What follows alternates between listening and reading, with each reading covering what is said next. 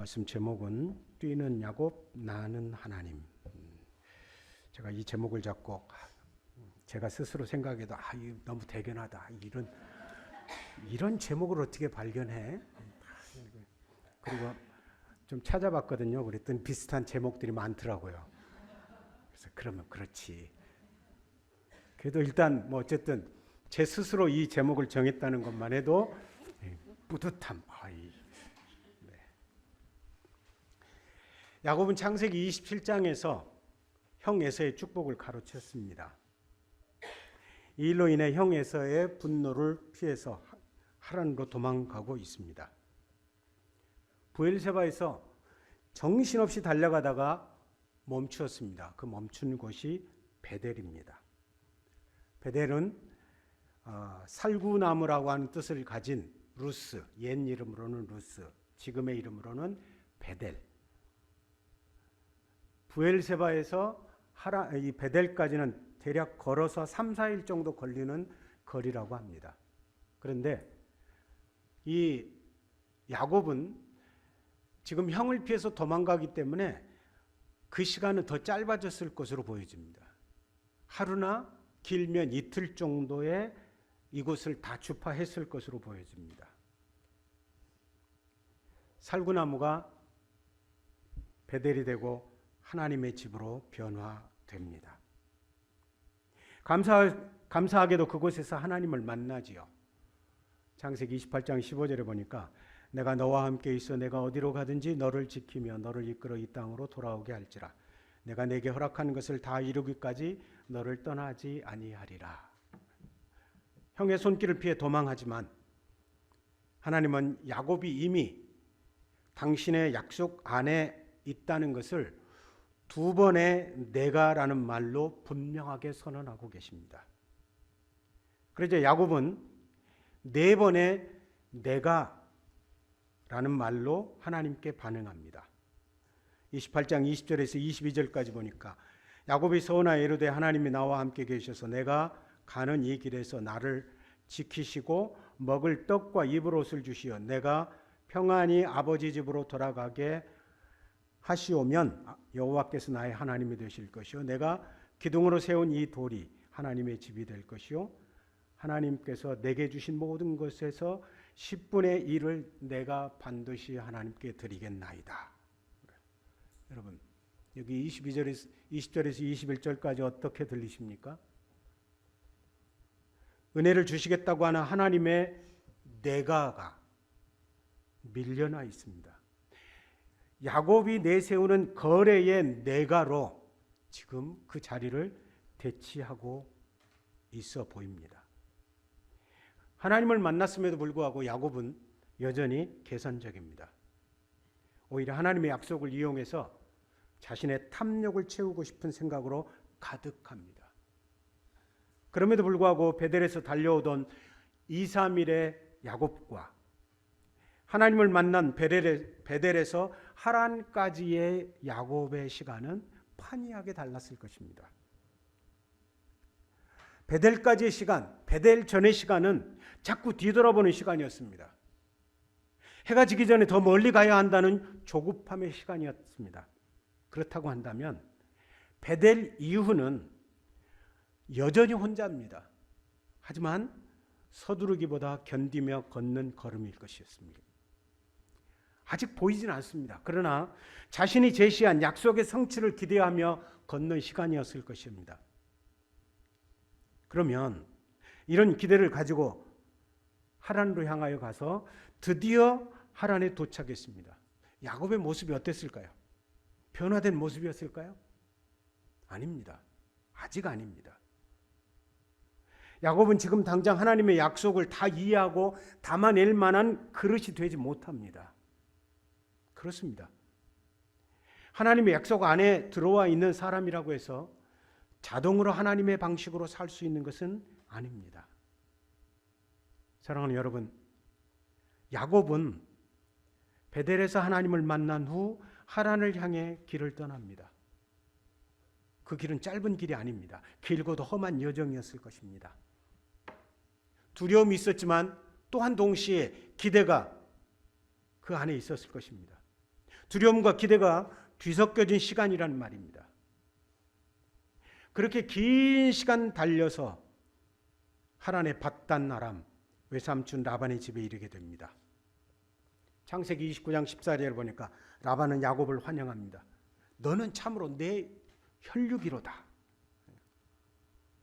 이런 환대가 야곱으로 한 달의 시간을 보내게 됩니다. 여러분, 이 한 달의 기간은 어느 정도나 되는 시간이었을까요? 한 달. 어떤 사람에게는 이 한 달이라는 시간은 그냥 훌쩍 지나가는 시간일지 모릅니다. 그러나 여기 야곱은 이 한 달은 인생의 방향이 달라지는 시간입니다. 이 시간에 야곱은 사람을 만납니다. 사랑에 빠집니다. 그리고 미래를 결정하는 시간이 됩니다. 외삼촌 라반에게는 두 딸이 있었습니다. 언니는 레아요, 동생은 라헬입니다. 29장 17절에 보니까 이 두 딸을 이렇게 묘사합니다. 레아는 시력이 약하고 라헬은 곱고 아립답다라고 되어 있습니다. 왜 이렇게 번역을 했는지 저도 잘 모르겠습니다만은 레아는 시력이 약하다. 여기 시력이 약하다 할 때 그 약하다는 말은 뭐 근시나 난시가 있다는 그런 의미가 아니고 부드럽다, 연약하다, 섬세하다라고 하는 의미를 가진 단어입니다. 이는 못생겼다라고 하는 의미를 가리키는 것이 아닙니다. 아마 레아의 전체 얼굴은 어떤지 잘 모르겠지만 부드럽고 온유한 눈빛을 가진 여인이었다라고 우리가 이해해 볼 수 있습니다. 부드럽지만 주목받지 못하는 존재감이라고 할까요? 여기에 비하면 라헬은 곱고 아립답다 그랬습니다. 전체적인 인상과 매력이 돋보이는 여인이라고 이해할 수 있습니다. 야곱이 라헬을 더 사랑했다라고 하는 걸 보니까 야곱은 남자입니다. 외모에 홀딱 넘어간 거죠. 또 다른 이유가 있겠죠. 왜 그렇습니까? 라헬이 예쁘기도 했을 것입니다. 그런데 부엘세바에서 베델까지, 베델에서부터 두렵고 떨리는 길고 긴 날을 힘들게 와서 하란의 우물에서 제일 먼저 만난 사람이 누굽니까? 라헬입니다. 여러분, 허허벌 판 광야를 보고 오다가 갑자기 이 우물에서 여인을 만났습니다. 그 여인이 어떻게 보이겠습니까? 뭐 잘생기고 예쁘게 생기고 뭐 그걸 떠나서 첫 번째 만난 여인이라는 것이 얼마나 큰 충격인지 모릅니다. 아마 아주 강한 인상이 남았을 것입니다. 그리고 라헬은 양을 치던 여인입니다. 그렇기 때문에 자기 야곱의 어머니 리브가가 뭐 하던 여인이죠? 양을 치던 여인입니다. 그 정도로 강한 여인이에요. 어머니 리브가가 강한 여인이었다면 이 라헬도 강한 여인인 거죠. 그러니 양을 치던 어머니의 모습과 양을 치는 라헬의 모습이 싹 겹쳐서 보입니다. 어머니 리브가를 닮은 구석이 있습니다. 그래서 야곱이 라헬을 더 사랑했을 것 같이 보입니다. 야곱이 레아가 아닌 라헬을 더 사랑하는 이유, 이것이 바로 그런 거죠. 여러분, 그런데요, 야곱은 아들 중에서 누구를 제일 사랑했습니까? 예, 입으로만 그러지 마시고 말씀하십시오. 요셉입니다. 왜 그렇죠? 레아는 시력이 약하고 라헬은 곱고 아리답다라고 되어 있습니다. 그런데 그 곱고 아리답다라고 하는 단어가 창세기 39장 6절에 보면 요셉의 표현을 어떻게 표현하냐면 용모가 빼어나고 아름답다. 두 단어가 다 동일합니다. 그러니까 요셉이 누굴 닮았어요? 자기가 사랑하는 여인 라헬을 쏙 빼닮은 거죠. 그러니 요셉을 사랑할 수밖에 없는 거죠. 이게. 그리고 자기의 사랑하는 아내였던 이 라헬이 난 첫 번째 아들입니다. 그렇죠? 얼마나 사랑스럽겠어요. 깨질까봐, 다칠까봐 그런 표현들. 이렇게 야곱의 마음이 라헬에게로 향하는 것으로부터 그의 시간은 달라지기 시작합니다. 한 달이 지납니다.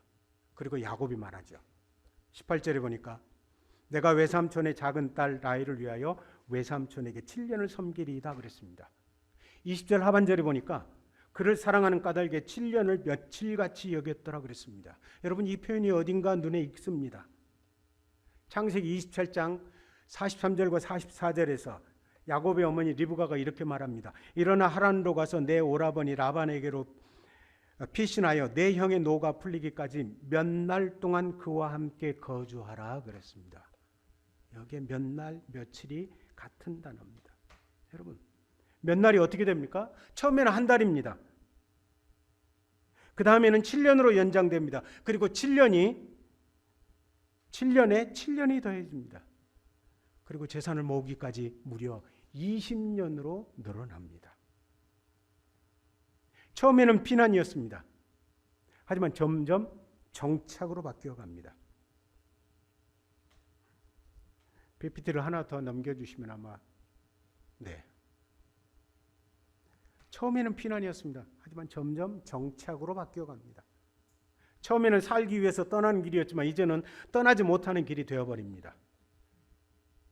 베델에서 내가 네게 허락한 것을 다 이루기까지 너를 떠나지 아니하리라 하시는 하나님의 말씀 때문에 이렇게 길어졌을까요? 그런데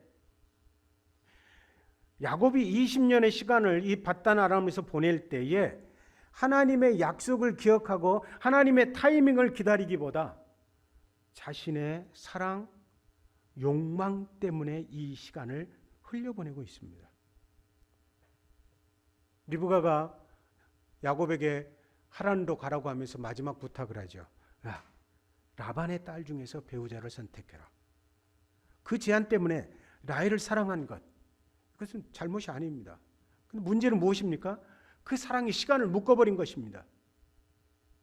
7년을 몇 날처럼 보냅니다. 그리고 몇 날처럼 보낸 7년은 실제로는 돌아오지 않는 시간이 되어버렸습니다. 그리고 그 뒤에 또 7년, 그리고 또 시간이 더해집니다. 결국 야곱이 어떻게 됩니까? 어머니 리브가를 다시 보지 못합니다. 사랑하는 여러분, 우리에게 시간은 중립적이지 않습니다. 누구의 방식에 따라서 사느냐에 따라 전혀 다른 의미가 됩니다. 야곱에게 20년은 속이기를 잘하는 자신이 외삼촌 라반을 속였다고 생각했는데 돌아보니 한 수 위인 라반에게 당하고 있던 시간이었던 것을 깨닫게 됩니다.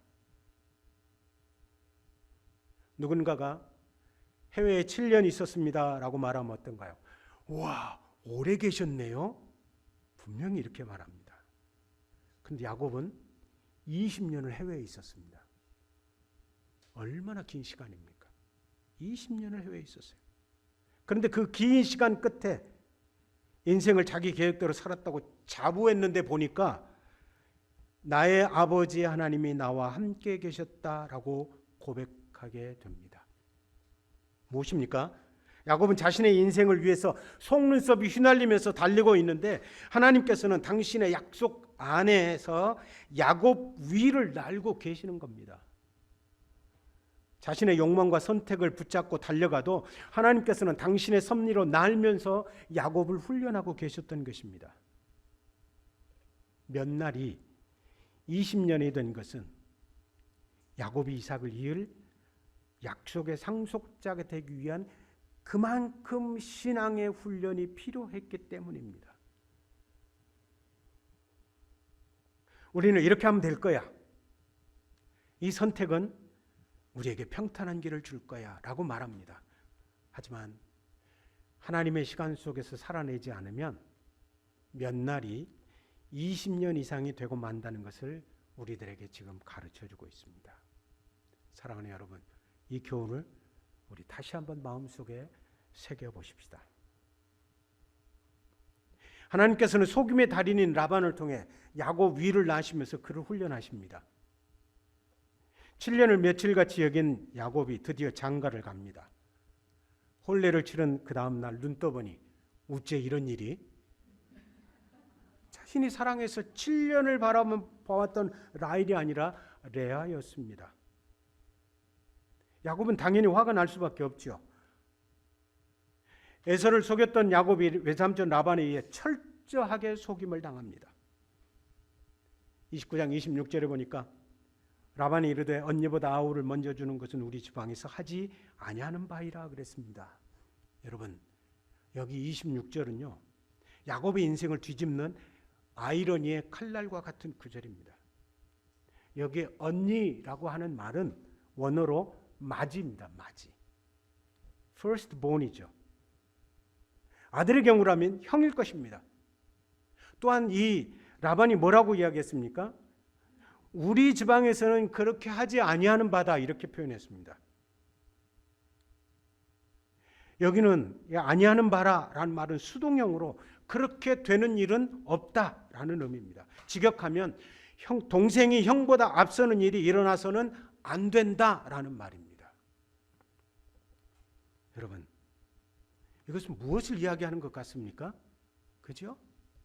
여러분 이미 알아채시고 끄떡끄떡 하세요. 여러분, 바로 그겁니다. 라반의 말은 단순한 지방의 문화를 설명하는 것이 아닙니다. 야곱의 과거를 정면으로 비치는 거울입니다. 야곱이 형 에서를 속여서 이삭의 축복을 받아냈지만 하나님은 야곱을 책망해 본 적이 없습니다. 성경은 그 어디에도 하나님께서 야곱을 속여서 축복을 받아냈다고 책망하시지 않았습니다. 하지만 지금 에서를 속였던 야곱이 라반에게 속임을 당하는 것으로 과거 야곱이 속였던 것에 대해서 하나님의 섭리적 되갚음을 보여주고 있는 장면이라고 할 수 있습니다. 그런가 하면 야곱이 시력이 약한 레아를 먼저 얻었다라고 하는 것 무엇입니까? 눈이 어두운 아버지 이삭을 속여서 축복을 받아냈죠. 거기에 대해서 하나님이 지금 말씀하고 계시는지도 모릅니다. 25절 마지막 부분에 외삼촌이 나를 속였다 그랬는데 이 속인다라는 말과 27장 35절에서 이삭이 내 아우가 와서 속여 내 복을 빼앗았다 할 때 그 속였다라고 하는 이 두 단어가 동일한 단어입니다. 아버지를 속였던 라반에게서 속임을 당하는 그런 모습입니다. 여러분, 야곱이 아버지 이삭을 속일 때 어떻게 속였죠? 형은 털이 많은 사람이라고 야곱이 이야기했습니다. 그래서 어떻게 했습니까? 염소 새끼를 잡아다가 염소 가죽으로 털 없는 데를 치장을 했습니다. 그래서 이 이삭이 만져보고 야, 몸은 이삭인데 목소리는 야곱이다 이렇게 했죠. 그런데 이 야곱이 나중에 이 염소 새끼 때문에 속임을 당합니다. 누구에게요? 아들들에게. 형들이 요셉을 잡아 죽이고 애굽으로 팔아버리고 어떻게 했습니까? 채색옷을 가져다가 염소 새끼를 잡아서 그 피를 묻혀서 아버지에게 갖다 주면서 아버지 짐승이 죽였습니다. 아니, 하나님이 이렇게 참 대단한 분 아니에요? 염소 새끼로 아버지를 속였는데 이제는 그 염소 새끼로 자기가 속임을 당하고 있습니다. 자신이 했던 행동과 말이 되돌아와 꽂히고 있습니다. 무엇입니까? 하나님이 삶의 사건을 통해서 주시는 조용하지만 깊은 책망인 것입니다. 야곱 자신은 명철하게 결정하고 행동했다고 여겼습니다. 하지만 모두 하나님의 섭리의 훈련장 안에 있었습니다. 여러분, 때로 잘못했는데도 책망이 없다고 우리가 잘했다고 여겨서는 안 될 것입니다. 하나님은 즉시 책망하지 않으셔도 언젠가는 삶의 경험 속에서 깨닫게 하실 때가 있습니다. 왜 우리 그럴 때가 있지 않습니까? 어떤 일을 경험하면서 그때 내가 왜 그랬지? 그때 좀 더 마음을 열고 그들을 사랑했어야 되는데 내가 정말 그들을 미워했지. 후회하며 회개할 때가 있습니다. 그렇다고 하나님께서 이렇게 삶의 모습을 통해서 우리들을 우리에게 이야기하는 것은 우리를 책망하시고 정죄하신다고 하기보다는 이제는 좀 다른 방식으로 살아갈 수 없겠니? 하나님의 격려라는 것입니다. 마음을 열고 섭리적 되갚음을 받아들이십시다. 그리고 삶의 방식의 변화를 일으켜 믿음으로 살아내는 귀한 지체를 되시기 바랍니다. 야곱은 참 대단한 사람입니다. 사랑을 위해 7년의 시간을 며칠같이 또 7년을 그와 비슷하게 보낸 사람입니다. 참 대단하죠. 여인이 이렇게 대단한 것 같습니다. 14년을 두 여인을 위해서 14년을 몸으로 때운 그 결과 어떻습니까? 사랑하는 라헬과 결혼했습니다. 가정도 이루었습니다. 그런데 갑자기 아내가 2명 더 늘었습니다. 그래서 아내가 4명이 되어버렸어요. 그런데 이 가정을 이렇게 묘사합니다. 29장 30절에 보니까 야곱이 또한 라헬에게로 들어갔고 그가 레아보다 라헬을 더 사랑하여 다시 7년 동안 라반을 섬겼더라 그랬습니다. 여러분, 이 가정의 문제점은 치우친 사랑입니다. 이삭도 자신의 가정의 문제를 그렇게 했습니다. 편중된 사랑의 모습이 있었습니다. 사냥한 고기를 좋아해서 이삭은 에서를 좋아합니다. 리브가는 조용했던 야곱을 좋아했습니다. 이게 크로스로 이렇게 되었다고 생각했는데 지난 토요일 날 새벽 예배 때 목사님이 그거 너무 그렇게 인위적으로 생각하면 안 됩니다. 그래서 속으로 앉아가지고 몸이 뜨거운 거, 몸이 뜨거운 거. 왜냐하면 제가 그렇게 가르쳤었거든요. 근데 이게 아니구나.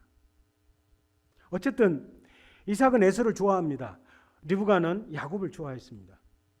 여러분, 사람이 인지상정이죠. 그렇죠? 자녀들 중에 특별히 이쁜 자녀가 있지 않아요? 그렇죠? 그건 어쩔 수 없어요. 괜히 사랑이 가는 자식이 있다고요. 그렇죠?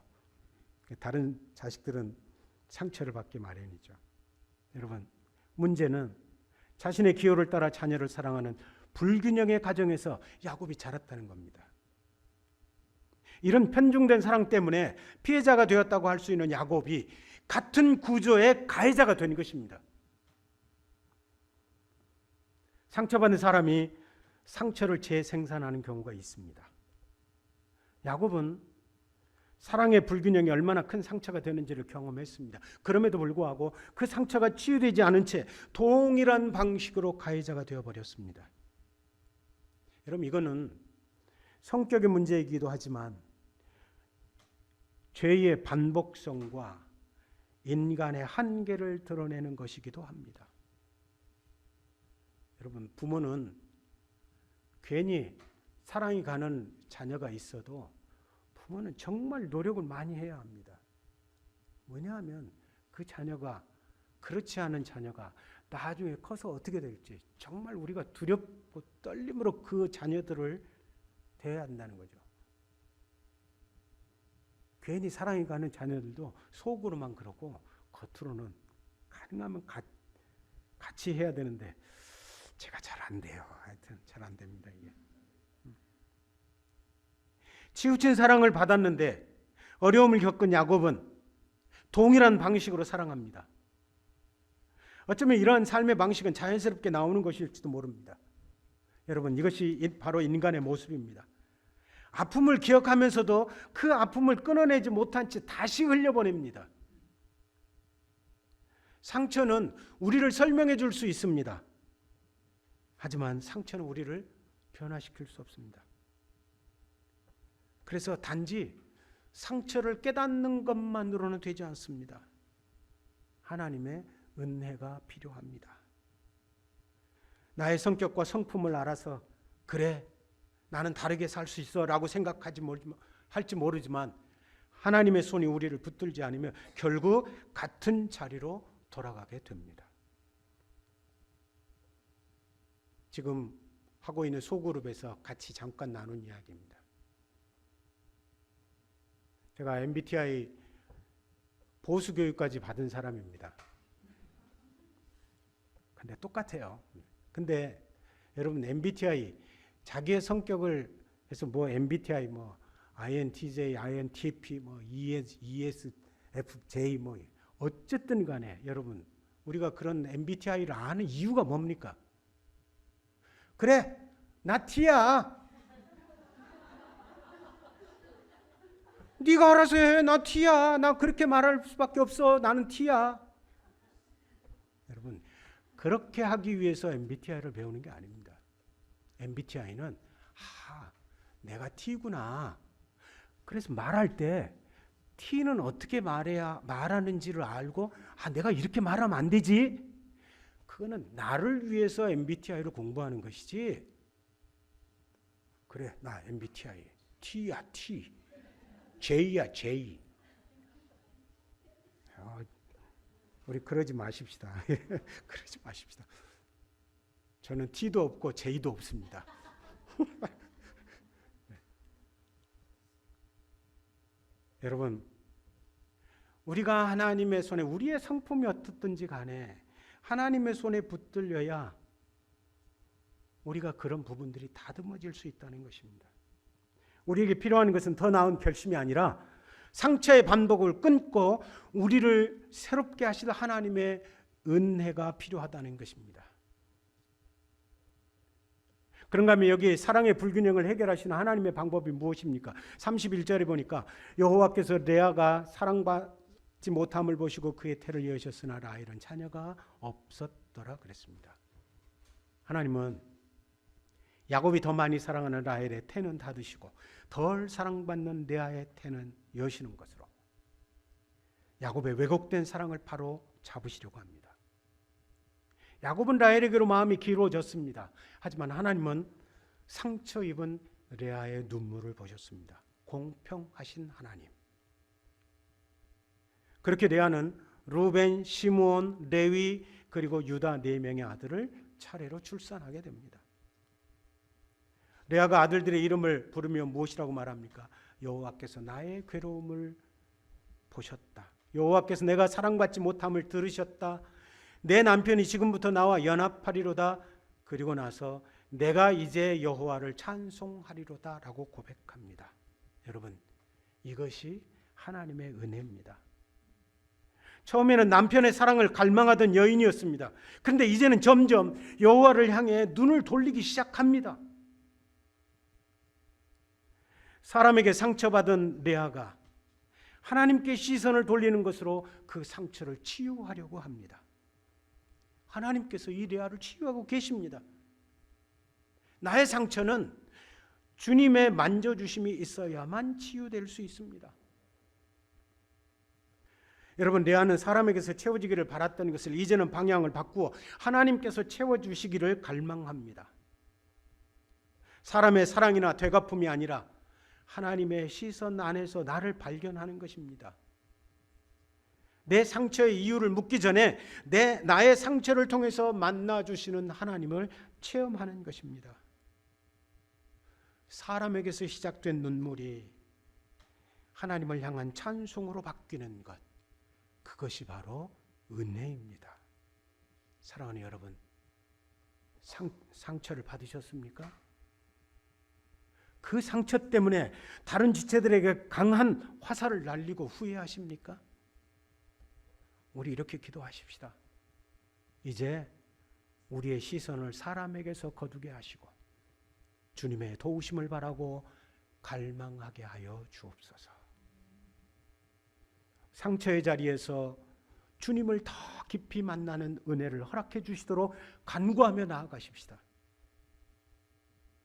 상처를 주지 않으려고 편중된 사랑을 하지 않으려고 상처를 받지 않으려고 노력하기보다 물론 그것도 노력해야 되겠죠.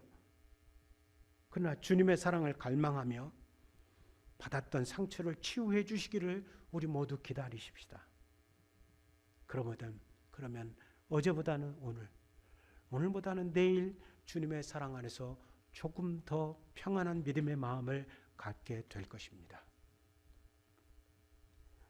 레아를 통하여 아들 넷을 낳았으니 야곱이 흐뭇할까요?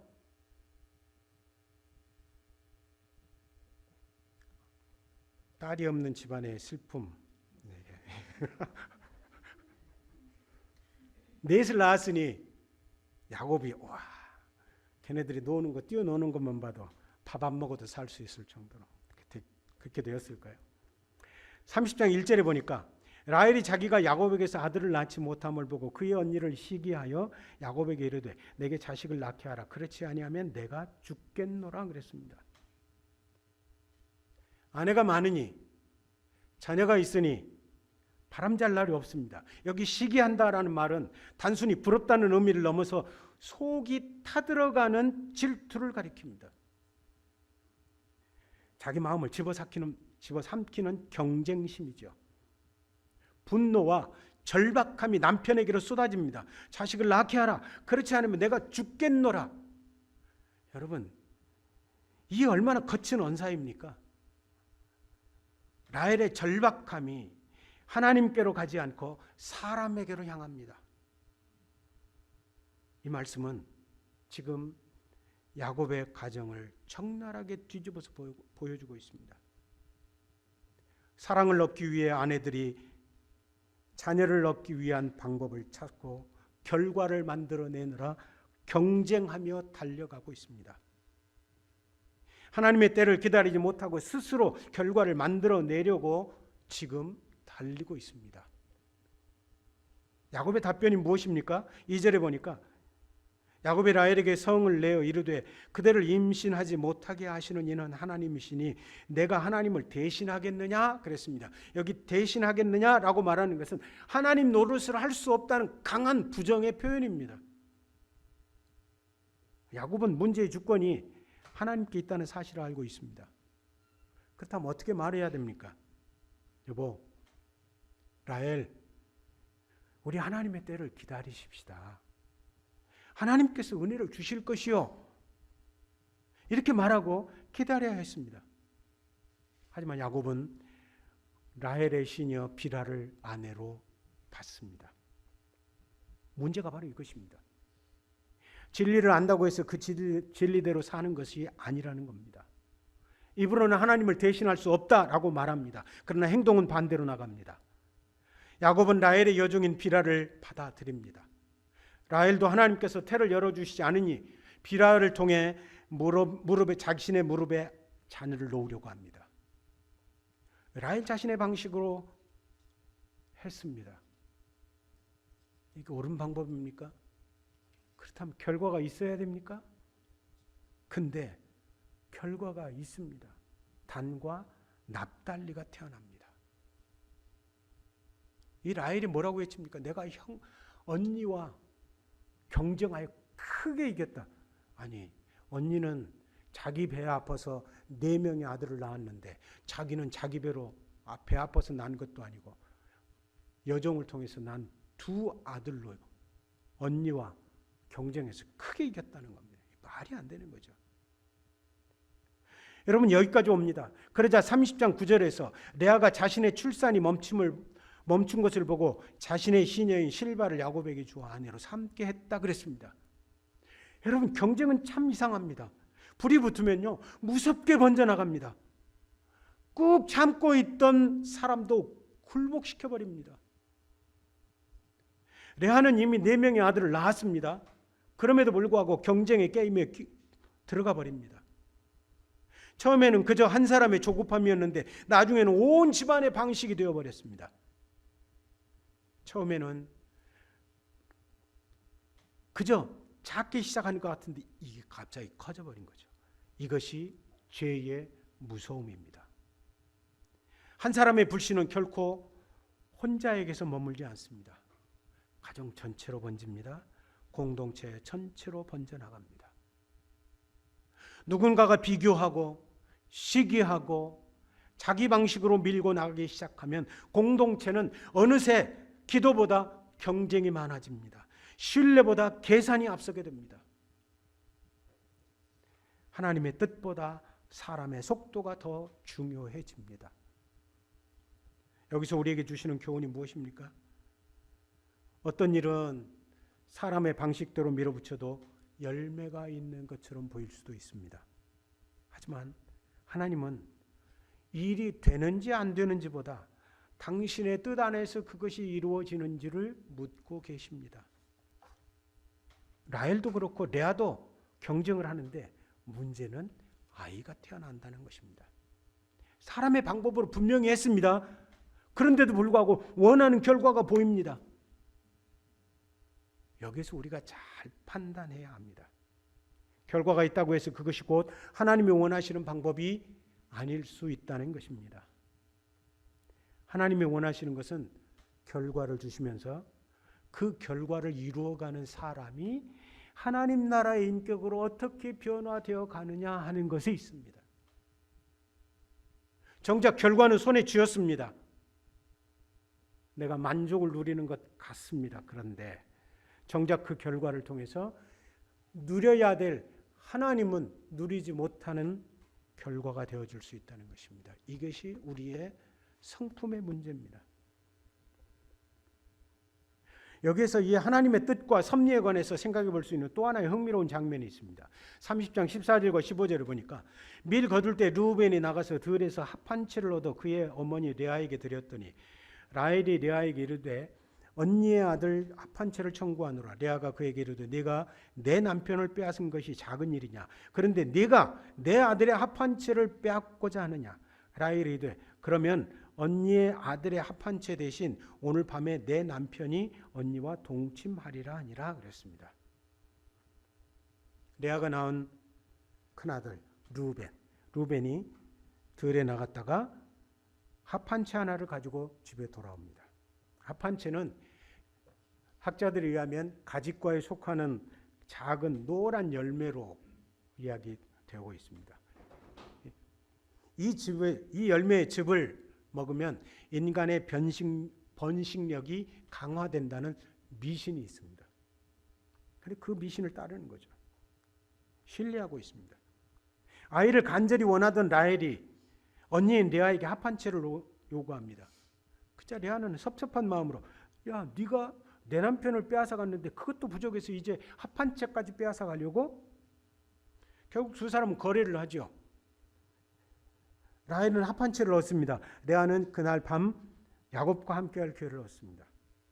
라헬의 인간적인 지혜가 번뜩입니다. 모든 계산이 다 끝난 것 같습니다. 합 한 채만 있으면 잉태할 수 있을 것 같습니다. 함께하면 결과가 생길 것 같습니다. 조건을 바꾸면 원하는 것을 얻을 수 있는 것처럼 보입니다. 그렇게 서로는 거래하고 레아는 그날 밤 야곱과 밤을 함께 보냅니다.